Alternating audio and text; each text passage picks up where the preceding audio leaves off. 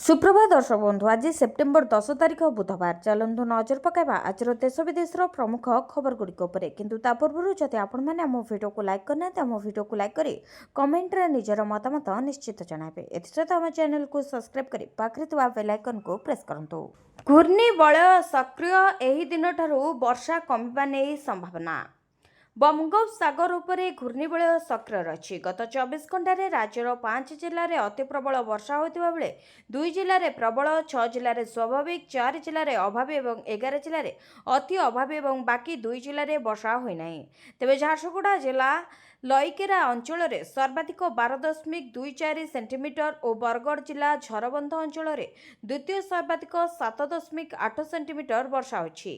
तेबे आउ 4 दिन राज्य में प्रबल अति प्रबल वर्षा नहीं सतर्कता जारी करिछि आंचलिक पाणीपाग विज्ञान केन्द्र। तेबे अपरपक्षे 12 तारिख शुक्रवार ठारू राज्य में वर्षार परिमाण ह्रास पाइब। 13 तारिख ठारू नुआपड़ा और नवरंगपुर जिला व्यतीत बाकी सबुठी पाग मुख्यतः सुखिला रहिब बोली पाणीपाग निर्देशिका मनोरमा महांती कहते। तेबे तांको सूचना अनुसार मंगलवार राज्य में प्रबल अति प्रबल वर्षा नहीं कौनसी जिला को सतर्कता जारी हो नथिला बेले बिजुली घड़घड़ी सह वर्षा नहीं समस्त जिला को येलो वार्निंग जारी करा जायछि। सेपरी कोरापुट मालकानगिरी नवरंगपुर रायगड़ा गजपति मयूरभंज केन्दुझर और सुंदरगढ़ जिले में आज प्रबल अति प्रबल वर्षा संभावना रहितबा कहते निर्देशिका मनोरमा। बीजेडी इस्तीफा देले एन भास्कर राव दलर प्राथमिक सदस्य पदरू देले इस्तीफा।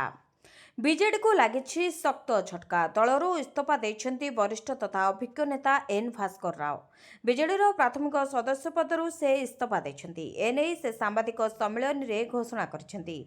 तेबे तांको सह लाल बिहारी हिमरिका मध्य इस्तीफा देथिबा जणा पड़िछि। तेबे बीजेडी कार्यकलाप को नहीं असंतुष्ट थिले भास्कर राव। सांबादिक सम्मेलन में निज असंतोष झाड़िछंती राव। जिला सभापति चयन को नहीं से असंतोष प्रकाश करिछंती। से कहछंती बीजेडी सभापति चयन समस्तंकर मनरे आघात देछि। पराजित व्यक्ति को सभापति पद दिया जायछि हेले दक्ष नेता को पचरा जाउनी। केही भाबी नथिले एभଳି निष्पत्ति नियाजिबो बोली। तेबे आमे नवीन विरोधी नुहे किंतु बिजु प्रेमी कर्मी जहाँ निष्पत्ति नेबे आमे मानिबू। तेबे कांग्रेस विरोध में आमे लड़ाई करुथुलु हेले एसबू को अणदेखा करागला। राजनीति पछ जिला लोकंक कथा आग बोली कहचंती बीजेडी नेता एन भास्कर राव। तुटुनी सार समस्या 450 बस्ता को शह शह चाषी। तुटुनी सार समस्या सार पई सबुठी देखा देउछि होहला। तेबे गंजाम धराकोट ब्लॉक रुगुमु सोसाइटी सम्मुखें चाषी भिड़ देखा मिली। 450 बस्ता सार सोसाइटी को आसीथिबा बेले अछंती 2टी पंचायतर शह शह लोके। तेबे सेठारे उत्तेजनामूलक स्थिति उपजिबारु घटनास्थल रे पुलिस उपस्थिति रे सार बंटन करा जायछि। तेबे जेतिकी सार अछि ताठारु अधिक लोके सार पई अपेक्षा करिसेंती। सेतिपई घटनास्थल रे एभଳି स्थिति सृष्टि होइछि। तेबे दूर हेउनाई सार संकट सबुठी मातिछंती कलाबजारी चाषी होउछंती हंतसंत। खरीफ धान चाष गुरुतर भाव में प्रभावित हेलानी। शोषित हेउछंती चाषी खल बेपारी हेउछंती मालेमाल। तेबे दंड देउछंती राज्य सरकार तथापि पड़ुनी प्रभाव। विरोधी दल नेता नवीन पट्टनायक लिखिथिले पत्र केवल राज्य में नुहे सारा देश में सार संकट देखा देछि। सारा देश में देखा देछि यूरिया सारर अभाव। पंजाब मध्य प्रदेश उत्तर प्रदेश सबुठी स्थिति गंभीर। तेबे 2024 रे भी देखा देथिला एही सार संकट। विदेश रु 55 लाख टन सार आमदानी करथिले केंद्र सरकार। से वर्ष 385 लाख टन थिला यूरिया सारर चाहिदा। तेबे आमदानी पूर्व वर्ष तुलन में 12.7% कमिथिला। 2025 रे देश में बढ़ीगला सारर दर।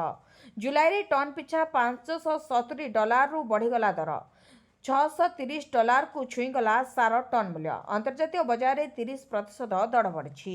नेपाल प्रधानमंत्री ओली देले इस्तीफा सेना सह आलोचना पर फैसला। नेपाल हिंसा भितर बड़ खबर इस्तीफा देले प्रधानमंत्री केपी शर्मा ओली। उग्र हेउछि हिंसा हुतुहुतु होई जळुछि लोकंक क्रोधर निया। बळी पड़िलेणी 3 मंत्री मोर्चा रे सेना सह आलोचना पर जहाँ फैसला हेबो बोली कहचंती सेना मुख्य। तेबे नेपाल रे हिंसा थमिबार ना नेउनी। राष्ट्रपति घरे विद्रोही निया लगाई देबा सह କଂଗ୍ରେସ ମୁଖ୍ୟାଳୟରେ ପଶି ଭଙ୍ଗାରୁଜା କରିଛନ୍ତି।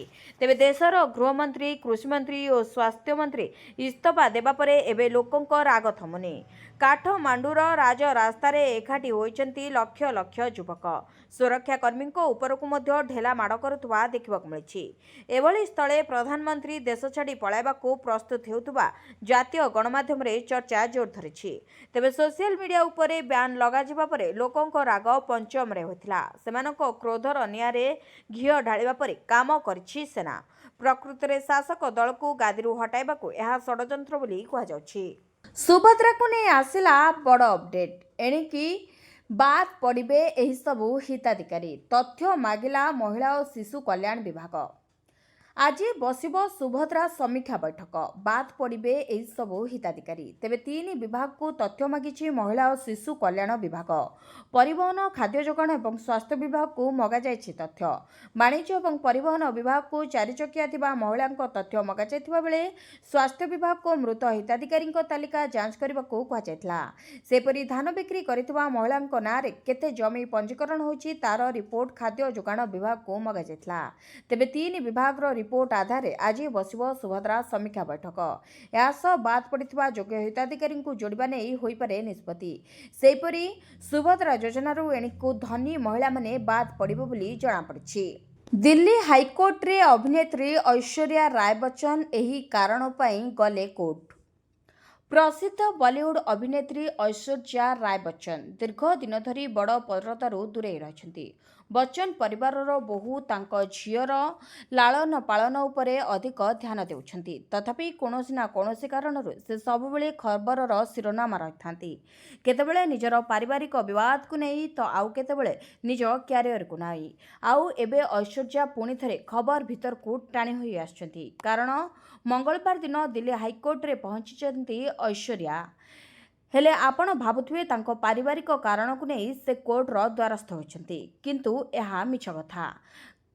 କାରଣ ଐଶ୍ୱର୍ଯ୍ୟା ଦିଲ୍ଲୀ ହାଇକୋର୍ଟରେ ଆବେଦନ କରିଛନ୍ତି ଯେ ତାଙ୍କର ବ୍ୟକ୍ତିଗତ ଅଧିକାରକୁ ସୁରକ୍ଷା ଦିଆଯାଉ ଏବଂ କିଛି ଲୋକଙ୍କୁ ତାଙ୍କ ନାମ, ପ୍ରତିଛବି ଏବଂ ଏଆଇ ଦ୍ୱାରା ପରିଚାଳିତ ଅଶ୍ଳୀଳ ବିଷୟବସ୍ତୁ ବ୍ୟବହାର କରିବାରୁ ବନ୍ଦ କରାଯାଉ।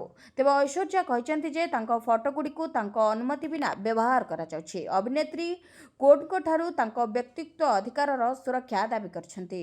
ଐଶ୍ୱର୍ଯ୍ୟା ତାଙ୍କ ଆବେଦନରେ କହିଛନ୍ତି ଯେ ତାଙ୍କର ଫେକ୍ ଅନ୍ତରଙ୍ଗ ଫଟୋଗୁଡ଼ିକର କପି, ମଗ୍ ଏବଂ ଅନ୍ୟାନ୍ୟ ଜିନିଷକୁ ବିକ୍ରି କରିବା ପାଇଁ ବ୍ୟବହାର କରାଯାଉଛି।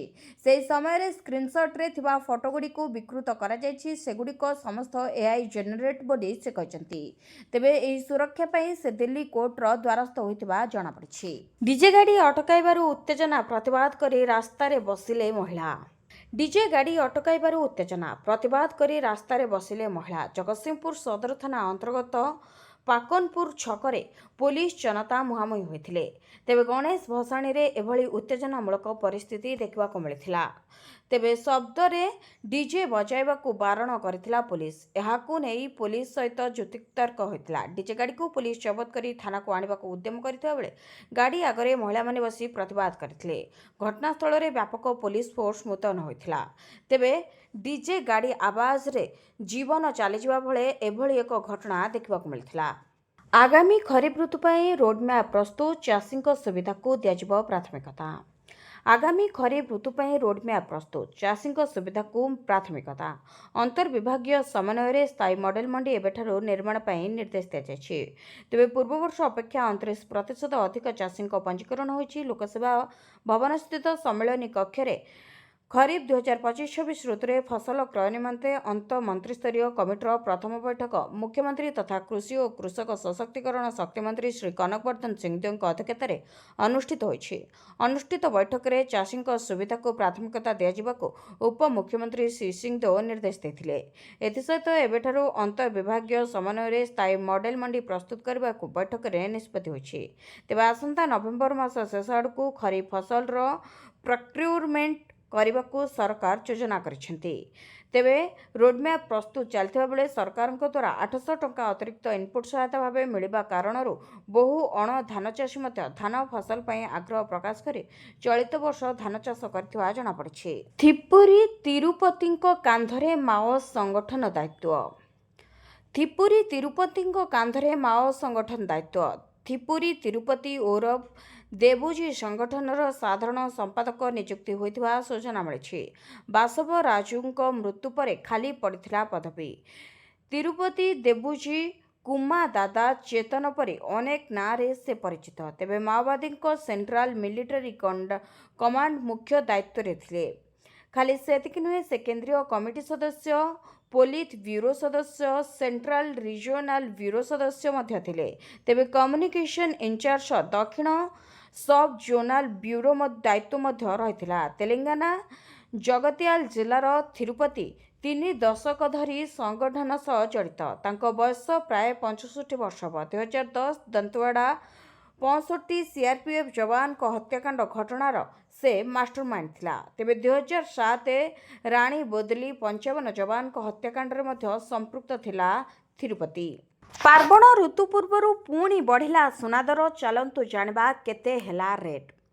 ପାର୍ବଣ ଋତୁ ଆରମ୍ଭର ଠିକ୍ ପୂର୍ବରୁ ସୁନା ଏବଂ ରୂପା ଦରରେ ଜବରଦସ୍ତ ବୃଦ୍ଧି ଦେଖିବାକୁ ମିଳିଛି। ତେବେ 24 କ୍ୟାରେଟ୍ ସୁନା 10 ଗ୍ରାମ ପିଛା 1300 ଟଙ୍କା ବୃଦ୍ଧି ପାଇ 1,10,290 ଟଙ୍କାରେ ପହଞ୍ଚିଛି। ତେବେ ରାଜଧାନୀ ଦିଲ୍ଲୀରେ 24 କ୍ୟାରେଟ୍ ସୁନା ଦର 10 ଗ୍ରାମ ପିଛା 1,10,440 ଟଙ୍କା ରହିଛି। ସେହିପରି 22 କ୍ୟାରେଟ୍ ସୁନାର ମୂଲ୍ୟ 1,01,250 ଟଙ୍କା ରହିଛି। ଏହା ବ୍ୟତୀତ ମୁମ୍ବାଇ, ହାଇଦ୍ରାବାଦ, ଚେନ୍ନାଇ, ବେଙ୍ଗାଲୋର ଏବଂ କୋଲକାତାରେ 24 କ୍ୟାରେଟ୍ ସୁନାର ମୂଲ୍ୟ 1,10,290 ଟଙ୍କା ଏବଂ 22 କ୍ୟାରେଟ୍ ସୁନାର ମୂଲ୍ୟ 1,01,100 ଟଙ୍କାରେ ବିକ୍ରି ହେଉଛି। ତେବେ ରୂପା ଦର ମଧ୍ୟ ରାଜଧାନୀରେ କିଲୋଗ୍ରାମ ପିଛା 1,27,000 ଥିଲା, କିନ୍ତୁ ଏଥିରେ 3,000 ଟଙ୍କା ବୃଦ୍ଧି ପାଇ 1,30,000 ଟଙ୍କାରେ ପହଞ୍ଚିଛି। ତେବେ ଭୁବନେଶ୍ୱରରେ ମଧ୍ୟ ରୂପା ଦର 1,40,000 ଟଙ୍କା ରହିଛି। ତେବେ ଭୁବନେଶ୍ୱରରେ 24 କ୍ୟାରେଟ୍ ସୁନାର ଦର 10 ଗ୍ରାମ ପିଛା 1,10,290 ଟଙ୍କା ରହିଥିବା ବେଳେ 22 କ୍ୟାରେଟ୍ ସୁନାର ଦର 1,01,100 ଟଙ୍କାରେ ପହଞ୍ଚିଛି।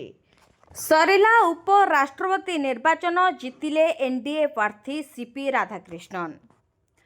ଆସିଲା ଉପରାଷ୍ଟ୍ରପତି ନିର୍ବାଚନର ଫଳାଫଳ। ଜିତିଲେ ଏନ୍ଡିଏ ପ୍ରାର୍ଥୀ ସିପି ରାଧାକ୍ରିଷ୍ଣନ। ଉପରାଷ୍ଟ୍ରପତି ନିର୍ବାଚନରେ ଏନ୍ଡିଏ ପ୍ରାର୍ଥୀ ସିପି ରାଧାକ୍ରିଷ୍ଣନ ବିଜୟୀ ହୋଇଛନ୍ତି। ତେବେ ଇଣ୍ଡି ମେଣ୍ଟର ପ୍ରାର୍ଥୀଙ୍କୁ 152 ଭୋଟରେ ହରାଇଛନ୍ତି ସିପି ରାଧାକ୍ରିଷ୍ଣନ। ତେବେ ନିର୍ବାଚନରେ ମୋଟ 767 ଜଣ ସାଂସଦ ଭୋଟ ଦେଇଥିଲେ। ଏଥିମଧ୍ୟରୁ 752 ଜଣ ସାଂସଦଙ୍କ ଭୋଟ ବୈଧ ହୋଇଥିଲା ଏବଂ 15ଟି ଭୋଟ ଅବୈଧ ହୋଇଛି। ନିର୍ବାଚନରେ ସିପି ରାଧାକ୍ରିଷ୍ଣନଙ୍କୁ ପ୍ରଥମ ପସନ୍ଦରେ 452 ଭୋଟ ମିଳିଛି ଏବଂ ଇଣ୍ଡି ମେଣ୍ଟର ପ୍ରାର୍ଥୀ ସିପି ରାଧାକ୍ରିଷ୍ଣନଙ୍କୁ ପ୍ରଥମ ପସନ୍ଦରେ 300 ଭୋଟ ମିଳିଛି। ନୂଆପଡ଼ାରେ ହେବ ଉପନିର୍ବାଚନ, 3 ଦଳ ପାଇଁ ଅଗ୍ନି ପରୀକ୍ଷା। ନୂଆପଡ଼ା ବିଧାୟକ ରାଜେନ୍ଦ୍ର ଢୋଲକିଆଙ୍କ ଦେହାନ୍ତ ପରେ ଉପନିର୍ବାଚନ ନେଇ ଆରମ୍ଭ ହୋଇଛି ଚର୍ଚ୍ଚା। କାରଣ ନୂଆପଡ଼ାର ଫଳାଫଳ ଓଡ଼ିଶାବାସୀଙ୍କ ମୁଡ୍କୁ ସାମ୍ନାକୁ ଆଣିବ। ନୂଆ ସରକାରର ପୂର୍ବଭଳି ଲୋକପ୍ରିୟତା ରହିଛି ନା ବିରୋଧୀ, ଏହା ଭିତରେ ଲୋକଙ୍କ ଭରସା ଜିତିଲେଣି, ତାର ପ୍ରମାଣ ଦେବ ନୂଆପଡ଼ା ଉପନିର୍ବାଚନ। 2024 ନିର୍ବାଚନ ପରେ ପ୍ରଥମ ଉପନିର୍ବାଚନ ଦେଖିବ ଓଡ଼ିଶା।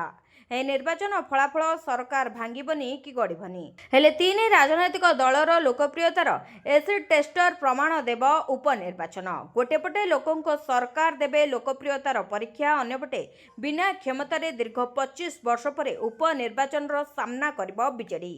ନୂଆପଡ଼ା ଉପନିର୍ବାଚନ ହିଁ କହିବ ନବୀନଙ୍କ ଲୋକପ୍ରିୟତା କମିଛି ନା କାଏମ ରହିଛି।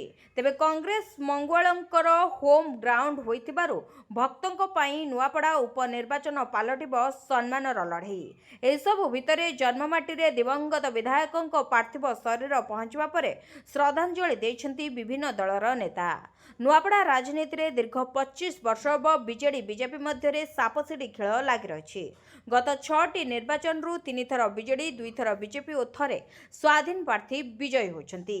ବାଣୀବିହାରରେ ଥମୁନି ବିବାଦ, ଅପରେସନ ଅଣଛାତ୍ର ପରେ ଉତ୍ତେଜନା।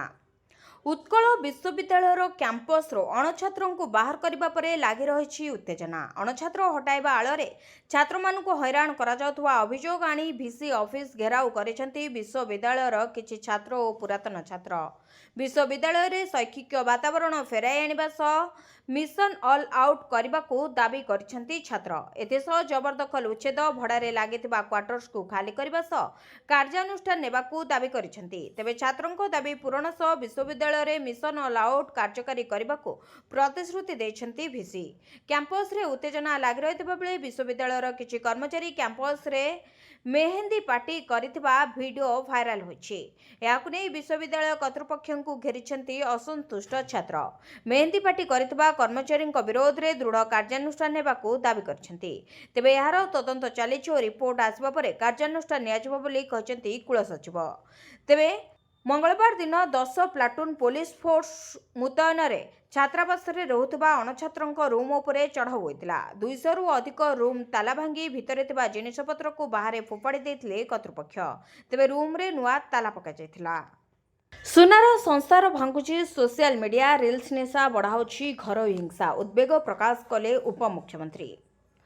କାହାକୁ ଭ୍ୟୁ, ଲାଇକ୍, କମେଣ୍ଟ ଗୋଟାଇବାର ଲୋଭ ବାୟା କରିଛି ତ ପୁଣି କାହାକୁ ଘାରୁଛି ସୋସିଆଲ ମିଡିଆ ଷ୍ଟାର ବନିବାର ସ୍ୱପ୍ନ। ଏସବୁ ଭିତରେ ଅନେକ ପାଶୋରି ଯାଉଛନ୍ତି ସମ୍ପର୍କ ଓ ପରିବାରର ପ୍ରୀତି ଦାୟିତ୍ୱବୋଧକୁ। ଅଶ୍ଳୀଳତାପୂର୍ଣ୍ଣ ରିଲ୍ସ ତିଆରିକୁ ନେଇ ବହୁ ସ୍ୱାମୀ ସ୍ତ୍ରୀ ସମ୍ପର୍କରେ ଫାଟ ସୃଷ୍ଟି ହେଉଛି।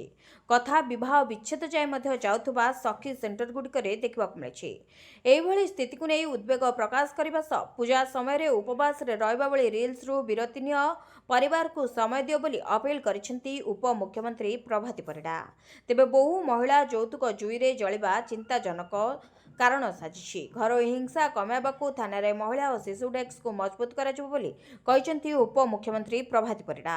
ମହିଳା ସୁରକ୍ଷା ଆଇନର ଦୁରୁପଯୋଗକୁ ନେଇ ସେ ଚିନ୍ତା ପ୍ରକଟ କରିବା ସହ ଇଫ୍ଟିଜିଂ ଯୋଗୁଁ ବହୁ ଛାତ୍ରୀ ଅଧାରୁ ପାଠ ଛାଡୁଥିବା କହିଛନ୍ତି। ସେପଟେ ନାରୀ ନିର୍ଯାତନା ମାମଲା ଗୁଡ଼ିକର ତ୍ୱରିତ ତଦନ୍ତ ସହ ଦୋଷୀ ଯେପରି ଖସି ନଯିବେ ତା ଉପରେ ଗୁରୁତ୍ୱ ଦିଆଯାଉଛି ବୋଲି କହିଛନ୍ତି ପୋଲିସ ଡିଜି ୱାଇଭି ଖୁରାନିଆ। ତେବେ ରାଜ୍ୟରେ ବଢ଼ୁଥିବା ମହିଳା ହିଂସାକୁ ରୋକିବା ପୋଲିସ ଓ ସରକାର ପାଇଁ ବଡ଼ ଆହ୍ୱାନ ପାଲଟିଛି।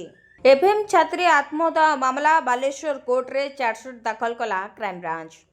ବହୁ ଚର୍ଚ୍ଚିତ ବାଲେଶ୍ୱର ଛାତ୍ରୀ ଆତ୍ମଦାହ ମାମଲା। ଫକୀରମୋହନ ମହାବିଦ୍ୟାଳୟରେ ଘଟିଥିବା ଘଟଣା ଅଭିଯୋଗ ଫର୍ଦ୍ଦ ଦାଖଲ ହେବ, ଚାର୍ଜସିଟ୍ ଦାଖଲ କରିବ କ୍ରାଇମବ୍ରାଞ୍ଚ।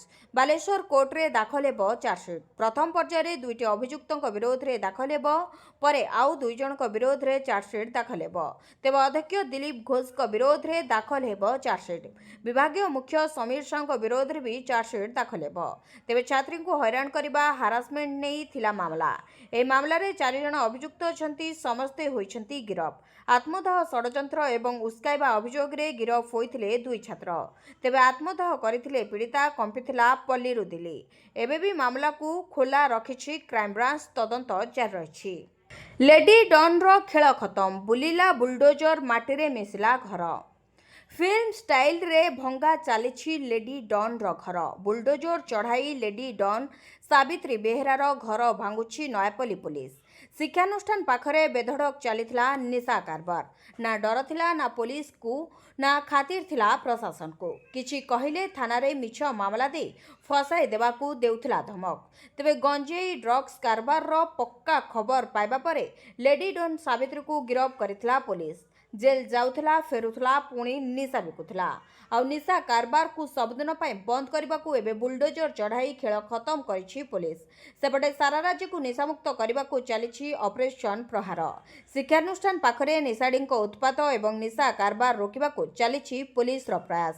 ସ୍କୁଲ କଲେଜ ନିକଟରେ ନିଶା କାରବାର ଚାଲୁଥିଲେ ଯେକୌଣସି ଲୋକ ଏନେଇ ପୋଲିସକୁ ଖବର ଦେଇପାରିବେ। ତେବେ ନାମ ଗୋପନ ରଖିବା ସହ ଦୋଷୀ ବିରୋଧରେ କାର୍ଯ୍ୟାନୁଷ୍ଠାନ ନେବାକୁ ସରକାର ନିର୍ଦ୍ଦେଶ ଦେଇଛନ୍ତି, ଯାହାକୁ ନେଇ ଖୁସି ବ୍ୟକ୍ତ କରିଛନ୍ତି ଶିକ୍ଷକ। ତେବେ ରାଜଧାନୀର କୋଣ ଅନୁକୋଣରେ ବଢ଼ି ଚାଲିଛି ନିଶା କାରବାର, ଯାହା ପୋଲିସ ପାଇଁ ଏବେ ଚିନ୍ତାର ବିଷୟ ପାଲଟିଛି। ଭୟଙ୍କର ହିମସ୍ଖଳନ, 3 ଯବାନ ଶହୀଦ। କେନ୍ଦ୍ରଶାସିତ ପ୍ରଦେଶ ଲଦାଖରେ ଥିବା ବିଶ୍ୱର ସର୍ବୋଚ୍ଚ ଯୁଦ୍ଧକ୍ଷେତ୍ର ସିଆଚେନ୍ର ଏକ ବେସ୍ କ୍ୟାମ୍ପରେ ହିମସ୍ଖଳନର ଏକ ଘଟଣା ସାମ୍ନାକୁ ଆସିଛି। ଏହି ଘଟଣାରେ 3 ଜଣ ସୈନିକ ପ୍ରାଣ ହରାଇଛନ୍ତି। ଅଧିକାରୀମାନେ କହିଛନ୍ତି ଯେ ରବିବାର ଦିନ 12,000 ଫୁଟ ଉଚ୍ଚତାରେ ଅବସ୍ଥିତ ସିଆଚେନ୍ ବେସ୍ କ୍ୟାମ୍ପ ଅଞ୍ଚଳରେ ଏକ ହିମସ୍ଖଳନ ଘଟିଥିଲା, ଯେଉଁଥିରେ 2 ଜଣ ଅଗ୍ନିବୀରଙ୍କ ସମେତ 3 ଜଣ ସୈନିକ ଫସି ଯାଇଥିଲେ। ଅଧିକାରୀମାନେ କହିଛନ୍ତି ଯେ ତୁରନ୍ତ ଉଦ୍ଧାର କାର୍ଯ୍ୟ ଆରମ୍ଭ କରାଯାଇଥିଲା ଏବଂ ଫସି ରହିଥିବା ସୈନିକଙ୍କୁ ଉଦ୍ଧାର କାର୍ଯ୍ୟ ତୀବ୍ର ହୋଇଥିଲା, ହେଲେ ସେମାନଙ୍କୁ ବଞ୍ଚାଯାଇ ପାରିନଥିଲା। ଗ୍ଲାସିୟରର କଠିନ ପରିସ୍ଥିତିର ମୁକାବିଲା ପାଇଁ କର୍ତ୍ତୃପକ୍ଷ ଉଦ୍ଧାର କାର୍ଯ୍ୟକୁ ତୀବ୍ର କରିଥିଲେ ଏବଂ ବିଶେଷଜ୍ଞ ଦଳଗୁଡ଼ିକୁ ନିୟୋଜିତ କରିଥିଲେ। ଏହି ବିପଦପୂର୍ଣ୍ଣ ଅଞ୍ଚଳରେ ନିୟୋଜିତ କର୍ମଚାରୀମାନଙ୍କୁ ଭଲ ଭାବରେ ସୁରକ୍ଷା ଦେବା ପାଇଁ ଭାରତୀୟ ସେନା ସୁରକ୍ଷା ପ୍ରୋଟୋକଲ ସମୀକ୍ଷା କରାଚାଲିଛି। ସନ୍ଧାନ ଜାରି ରହିଥିବା ବେଳେ ବିଶ୍ୱର ସବୁଠାରୁ ଚ୍ୟାଲେଞ୍ଜିଂ फ्रंटलाइन मध्यरु गोटिए नियोजित होइतिबा एहार साहसी सैनिकଙ୍କ वियोगरे शोक पालुछि। देशर स्थिति भयंकर घर भितर भर्ती करी पूर्वतन प्रधानमंत्री स्त्री को जीवंता जाली मारिथिले। नेपाल रे बे भयंकर स्थिति सोशल मीडिया बैन को नहीं व्यापक हिंसाकांड। प्रथमे प्रधानमंत्री और राष्ट्रपति निज निज पदरु इस्तीफा देले। एतिकिरे सरी नथिला विक्षोभकारी माने राष्ट्रपति भवन प्रधानमंत्री घर और नेपाल हाईकोर्ट सबुठी निया लगाई जाली देले। नेपाल रे चलिथिबा विरोध प्रदर्शन मध्यरे एक आश्चर्यजनक खबर सामना को आसीछि। प्रदर्शनकारींकर एक गैंग देशर पूर्वतन प्रधानमंत्री झलनाथ खानलंकर घर उपरे आक्रमण करी निया लगाई देथिले। एही घटना रे खानलंकर पत्नी राज्य लक्ष्मी चित्रकरंकु मध्य प्रतिवादकारी माने टार्गेट करथिले। से गुरुतर भावरे पोड़ी जाइथिले एवं तांकर मृत्यु घटिछि। एही घटना डाल्लु स्थित तांको बासभवन रे घटिथिला, जेउठारे प्रदर्शनकारी माने तांकु घर भितरे घेरी निया लगाई देथिले। मोहन सरकार आनिले नुआ ईवी पॉलिसी 31 डिसेंबर 2030 जाए रहिबो बलवत्तर। सरकार आनिले नुआ ईवी पॉलिसी। मोहन सरकार आनिले नुआ ईवी पॉलिसी 31 डिसेंबर 2030 जाए एही ईवी पॉलिसी रहिबो बलवत्तर। 2030 सुधा 50% ईवी राज्य रे गड़ाइबाकू लक्ष्य रखिछंती राज्य सरकार। 3 चकिया पई 20,000 प्रोत्साहन देबे सरकार। सेपरी 4 चकिया ईवी पई 1,50,000 टंका प्रोत्साहन सरकार देबे बोली सूचना मिले। थमुनी सार संकट मंत्री बसिछंती चुप। बौद्ध नारायणपाटना सोनपुर टिटलागढ़ एई 4टी स्थानर स्थिति बयान करुछि। राज्य रे एबे भी टळिनी सार संकट। दक्षिण और पश्चिम ओडिशा रे लोके राजरास्ता को ओह्लाइछंती। बौद्ध कंठामूल ब्लॉक सिमिलीपदर फैक्स रे सार पाए राति अनिद्रा हेउछंती चाषी। तेबे सार देबाकू पुलिस को हस्तक्षेप करबाकू पड़ुछि। सार अभाव पई सुवर्णपुर रे मध्य रास्ता रोक करथिले चाषी। सेपरि बलांगीर जिल्लार सैंतला थाना गुनुसर गाँव रो लोके सार न देबारु सहकारी कृषि अधिकारी को ताला पकाई दैथिले। तेबे गाँ को यूरिया आसुथबा ग्रामवासी सूचना मिलिथिला, हेले कोनोसी पैकेट मिलि नथिला। या परे तातिथिले लोके। नारायणपाटना ब्लॉक रे थिबा लैंप सम्मुखरे सार पई लागिछि प्रबल गहरी। लैंप्स को 12,000 बस्ता सार पहुंचीथिबा खबर पाई जमा होइथिले प्राय 3,000 रु ऊर्ध्व चाषी। परिस्थिति एमिति होइथिला जे पुलिस को हस्तक्षेप करबाकू पड़थिला। तेबे राज्य रे सार अभाव नाही बोली बारंबार सरकार कहउचंती, किंतु चाषी सार न पाइबा अनेक समवाय विभाग रो कार्य दक्षता उपरे प्रश्नबाची सृष्टि करिछि। तेबे समवाय मंत्री मुह खोलिबा संदेह को बढ़ाई दैछि। प्रश्न उठुछि, जदि सार अछि केउठी अछि एवं किए रखिछि सार। चाषीको खाता को आसीबो 2,000 टंका। पीएम किसान रो 21तम किस्ती को नै बढ़िला चर्चा। पीएम किसान रो 20तम किस्ती टंका चाषीको खाता को आसी सारिछि। सेपरि सीएम किसान टंका मध्य चाषीको खाता को आसीथिबा बेले एबे पुणी पीएम किसान रो 21तम किस्ती को नै चर्चा जोर धरिछि। जातीय गणमाध्यम रो रिपोर्ट अनुसार खूब शीघ्र चाषीको खाता को आसबाकू जाउछि 2,000 टंका। तेबे एही टंका नवेम्बर रु डिसेम्बर मासरे चाषीको खाता को आसीबो, किंतु एनै सरकारक पक्षरु कोनोसी विज्ञप्ति प्रकाश पाइ नाही। तेबे सरकार चाषी को सुदृढ़ करबा पे एवं चाषरे निज मन को अधिक नियोजित करबा पे वर्षको 6,000 टंका प्रदान करुछंती। एही टंका चाषीको खाता को किस्ती हिसाब रे आसुछि। तेबे प्रति किस्ती रे 2,000 टंका लेखाए चाषीको खाता को आसुछि। तेबे पीएम किसान रो 21तम किस्ती टंका सरकार तांको जन्मदिन रे देबे बोली घोषणा करा जायतिबा चर्चा अछि, किंतु एनै सरकारक पक्षरु एपर्यंत कोनोसी सूचना मिलि पार नाही। सहारा कर्मचारीक पई खुशी खबर, एबे सीधा मिलिबो 50,000 टंका। आपणकर टंका सहारा इंडिया रे फसी रहि आपण जने चिट फंड क्षतिग्रस्त सहारा टंका पाइबा पई आवेदन करिसेंति कि जदि हां तेबे एही खबर केवल आपणक पई। सहारा को नै वर्तमान एक बड़ खबर सामना को आसीछि। तेबे प्रवर्तन निर्देशालय सहारा इंडिया ग्रुप एहार प्रतिष्ठाता सुब्रत रायଙ୍କ परिवार एवं उच्च अधिकारी विरोध रे बड़ कार्यानुष्ठान ग्रहण करिछि। ए मिनी लॉन्ड्रिंग मामला रे ईडी शनिवार अर्थात सेप्टेम्बर 2 रे कोलकातार पीएमएलए कोर्ट रे एक चार्जशीट दाखल करिछि। तदंतरु जणा पड़िछि जे सहारा ग्रुप कोटी कोटी निवेशकंकु उच्च रिटर्न रो प्रलोभन देखाई प्राय 1.74 लाख कोटी टंका आदाय करिछि। तेबे जदि आपणकर टंका मध्ये सहारा ग्रुप रे फसी रहिछि, तेबे आपणकर पई एक आश्वस्तिकर खबर आसीछि। दीर्घ समय धरि फसी रहितबा टंका फेरी पाइबार प्रक्रिया एबे सहज होई जाइछि। केंद्र सरकार सहारा रिफंड सिस्टम को संपूर्ण डिजिटल एवं स्वच्छ ତୁଚ୍ଛ କରିଛନ୍ତି। ଅର୍ଥାତ୍ ଏବେ ନିବେଶକମାନଙ୍କୁ ବାରମ୍ବାର ବୁଲିବାକୁ ପଡ଼ିବ ନାହିଁ, ବରଂ ରିଫଣ୍ଡର ଷ୍ଟାଟସ୍ ଘରେ ବସି ଅନଲାଇନରେ ଦେଖିପାରିବେ। ଏଥିପାଇଁ ସରକାର ଏକ ସ୍ୱତନ୍ତ୍ର ପୋର୍ଟାଲ ମଧ୍ୟ ଆରମ୍ଭ କରିଛନ୍ତି। ବିଜେପି ଓ ଆରଏସଏସ୍ ବିରୋଧରେ ରାହୁଲ ଗାନ୍ଧୀଙ୍କ ବିବାଦୀୟ ବୟାନ ପ୍ରସଙ୍ଗ, ରାଜୀବ ଗାନ୍ଧୀ ଫାଉଣ୍ଡେସନକୁ ନୋଟିସ ଜାରି। କଂଗ୍ରେସ ନେତା ରାହୁଲ ଗାନ୍ଧୀଙ୍କ ବିରୋଧରେ ଜାତୀୟ ବିରୋଧୀ ମନ୍ତବ୍ୟ ପାଇଁ ଝାରସୁଗୁଡ଼ା ଜିଲ୍ଲାରେ ପଞ୍ଜୀକୃତ ମାମଲା ସମ୍ପର୍କରେ ଝାରସୁଗୁଡ଼ା ପୋଲିସ ରାଜୀବ ଗାନ୍ଧୀ ଫାଉଣ୍ଡେସନକୁ ନୋଟିସ ଜାରି କରିଛି। ଏଥିରେ ଆର୍ଥିକ ରେକର୍ଡ ଓ ବିଦେଶୀ ଅନୁଦାନର ବିବରଣୀ ମଗାଯାଇଛି। ଜାରି ହୋଇଥିବା ନୋଟିସରେ ରାହୁଲ ଗାନ୍ଧୀ ଫାଉଣ୍ଡେସନର ଅର୍ଥ ନିର୍ଦ୍ଦେଶକ ସନ୍ଦୀପ ଆନନ୍ଦଙ୍କୁ ଜାରି ହୋଇଥିବା ନୋଟିସରେ ରାହୁଲ ଗାନ୍ଧୀ ଫାଉଣ୍ଡେସନର ଅର୍ଥ ନିର୍ଦ୍ଦେଶକ ସନ୍ଦୀପ ଆନନ୍ଦଙ୍କୁ ନଭେମ୍ବର 4ରେ ହାଜର ପାଇଁ କୁହାଯାଇଛି। ମାମଲାର ତଦନ୍ତ ଅଧିକାରୀ ଥିବା ଝାରସୁଗୁଡ଼ା ଏସଡିପିଓଙ୍କ ସମ୍ମୁଖରେ ହାଜର ପାଇଁ ତାଙ୍କୁ ନିର୍ଦ୍ଦେଶ ଦିଆଯାଇଛି। ତେବେ ଚଳିତ ବର୍ଷ 15 ଜାନୁଆରୀରେ ଦିଲ୍ଲୀରେ ରାହୁଲ ଗାନ୍ଧୀଙ୍କ ଭାଷଣର କିଛି ଦିନ ପରେ ଅର୍ଥାତ୍ ଫେବୃଆରୀ 7 ତାରିଖରେ ଝାରସୁଗୁଡ଼ା ଥାନାରେ ମାମଲା ରୁଜୁ ହୋଇଥିଲା। ସେହି ଭାଷଣରେ ରାହୁଲ ଗାନ୍ଧୀ କହିଥିଲେ ଯେ ବିଜେପି ଓ ଆରଏସଏସ୍ ଆମ ଦେଶର ପ୍ରତ୍ୟେକ ପ୍ରତିଷ୍ଠାନକୁ କବ୍ଜା କରିନେଇଛନ୍ତି। ଆମେ ଏବେ ବିଜେପି ଆରଏସଏସ୍ ସହିତ ଲଢୁଛୁ, ରାହୁଲ ନିଜ ଭାଷଣରେ ଏହା କହିଥିଲେ। ଏହି ମନ୍ତବ୍ୟ ପରେ ଝାରସୁଗୁଡ଼ା ନାଗରିକ ଫୋରମ ଏତଲା ଆଧାରରେ ରାହୁଲ ଗାନ୍ଧୀଙ୍କ ନାଁରେ ମାମଲା ରୁଜୁ ହୋଇଥିଲା। ଭିଡିଓଟିକୁ ଶେଷ ଯାଏ ଦେଖିଥିବାରୁ ଆପଣଙ୍କୁ ଧନ୍ୟବାଦ। ଯଦି ଆପଣମାନେ ଏପର୍ଯ୍ୟନ୍ତ ଆମ ଭିଡିଓକୁ ଲାଇକ୍ କରିନାହାନ୍ତି, ଆମ ଭିଡିଓକୁ ଲାଇକ୍ କରି କମେଣ୍ଟରେ ଜୟ ଜଗନ୍ନାଥ ଲେଖନ୍ତୁ। ଏଥିସହିତ ଆମ ଚ୍ୟାନେଲକୁ ସବସ୍କ୍ରାଇବ୍ କରି ପାଖରେ ଥିବା ବେଲ୍ ଆଇକନକୁ ପ୍ରେସ୍ କରନ୍ତୁ।